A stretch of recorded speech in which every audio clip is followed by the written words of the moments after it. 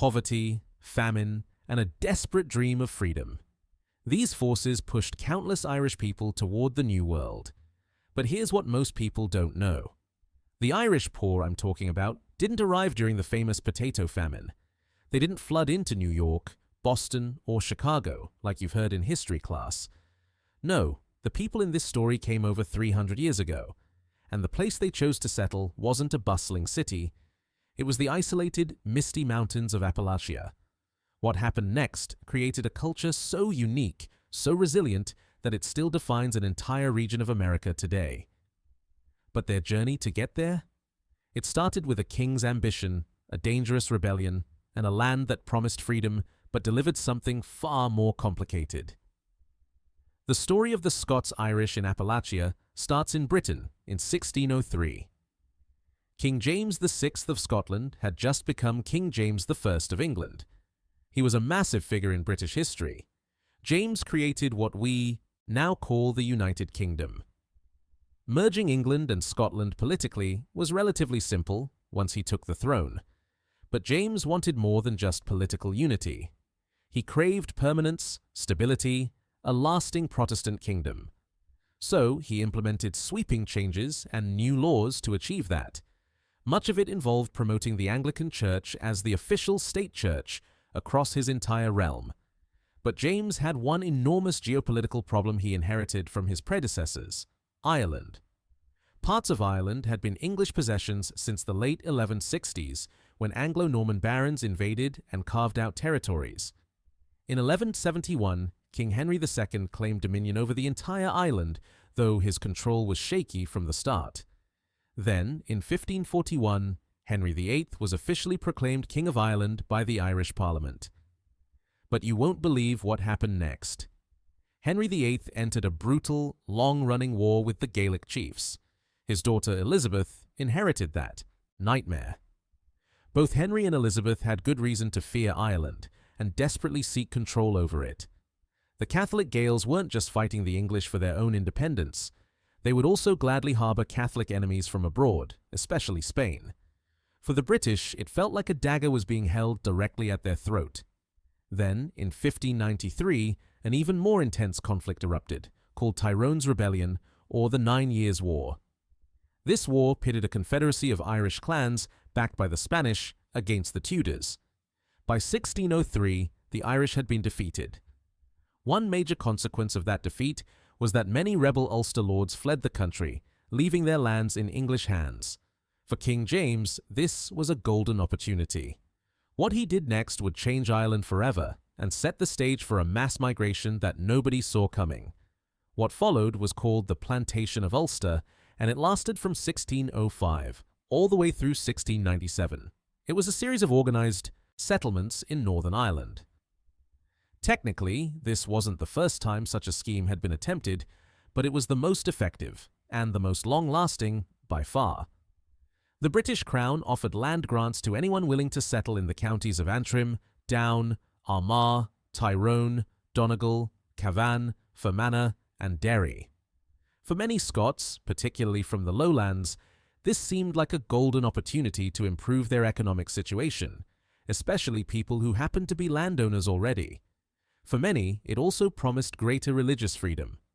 While the United Kingdom was officially Protestant, the early Presbyterians were often discriminated against by their neighbors. So, as many as 200,000 Scots crossed the North Channel to settle in Ulster during this 90-year period. By the 1630s, there were about 20,000 male adult English and Scottish settlers in Ulster, which implies the total settler population could have been as high as 80,000 to 150,000. But here's the catch: nobody expected. All of this was technically based on personal initiative. While the British Crown encouraged and cooperated with the immigrants, it was fully a private venture. The landlords were in it for the profit. But if you weren't part of the landed class, Ireland was not as free as you had hoped for. The majority of immigrants lived as sharecroppers, working the estates of the landowners. They couldn't own land themselves, and they had no political voice at all. And, ironically, though many came seeking religious freedom, they were required to tithe to the Anglican Church.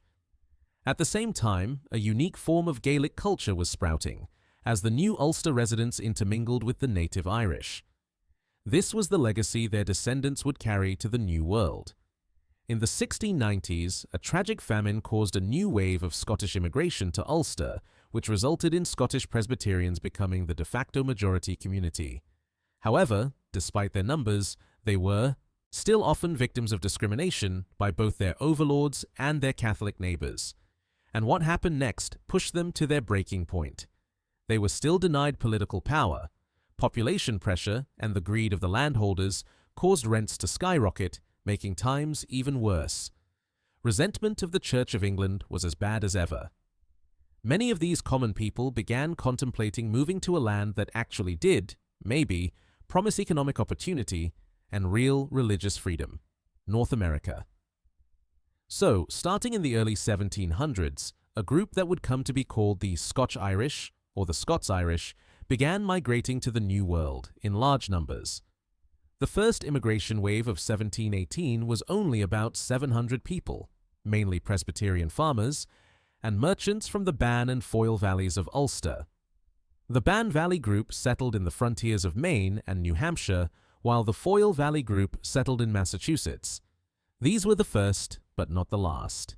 By the decade's end, 2,600 more had arrived in New England, but others arrived in Virginia and spread out across the Carolinas. And what they did when they got there surprised everyone. Before the American Revolution, more Scots-Irish immigrated to the continent than almost any other group. By the 1770s, an estimated 250,000 individuals lived in the American colonies. The majority of Scots-Irish were subsistence farmers. Like other immigrants, they were lured to the New World by the promise of cheap land. But more than that, they sought a degree of isolation so they could finally practice their religion in peace and avoid those landlords. This made the frontiers of the colonies especially attractive.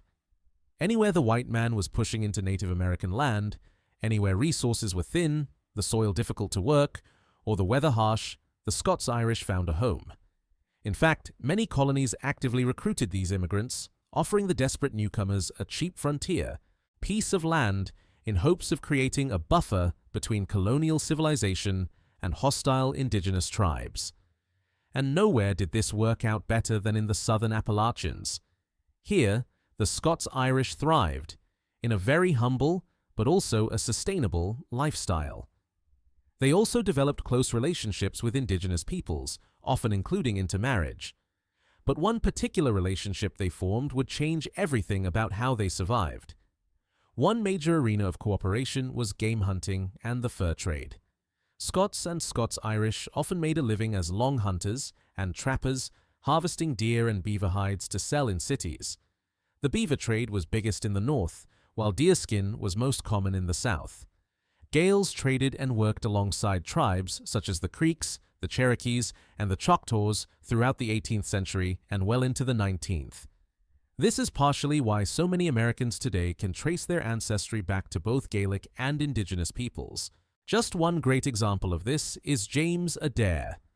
Born in County Antrim, Ireland, his ancestors lived in both Ireland and Scotland at one time. Like many Scots and Scots-Irish of later generations, he left numerous offspring among the Cherokee. Although Adair was considered a diplomat and a peacemaker among the southern tribes, today he's most remembered primarily as a recorder of indigenous history. In fact, Adair's History of the American Indians, published in London in 1775, is still considered an invaluable account of tribal manners, customs, and language. But their impact didn't stop at trade and culture. Scots-Irish immigrants played a strong role during the Revolutionary War too.